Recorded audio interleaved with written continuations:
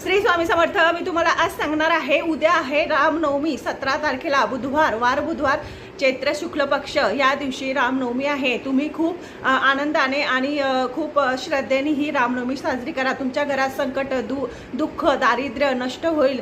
जे करणी बाधा असतील ते पूर्णपणे नष्ट होतील। तुमचं घर सुख शांतीने असं भरून जाणार। त्याच्यासाठी तुम्हाला काय करायचं आहे, उद्या रामनवमीच्या दिवशी तुम्हाला तुमच्या घरात जे बाळकृष्णाची मूर्ती असेल छोटी, तर बाळकृष्णाच्या मूर्तीवर तुम्हाला अभिषेक करायचा आहे। तर अभिषेक कशाचा करायचा आहे, तर पंचामृताचा तुम्हाला अभिषेक करायचा आहे। पंचामृत तयार करताना त्याच्यामध्ये बघा दही, दूध, गुड, तूप आणि थोडंसं आपला तुळशीचा एक पत्ता असं टाकून तुम्ही जे बाळकृष्ण आहे छोटा त्याचा तुम्हाला अभिषेक करायचा आहे। अभिषेक करताना तुम्हाला मंत्र म्हणायचे आहे, पुरुष सूक्त आणि स्त्री सूक्त हे दोघे मंत्र नाही तुम्हाला येत असेल तर यूट्यूबवर लावून तुम्ही हे मंत्र म्हणा आणि अभिषेक करा। तुमच्या घरात सुख शांती तर येईलच, पण तुमच्या घरात कधीच तुम्हाला कोणत्याच गोष्टीची कमतरता पडणार नाही। माझा व्हिडिओ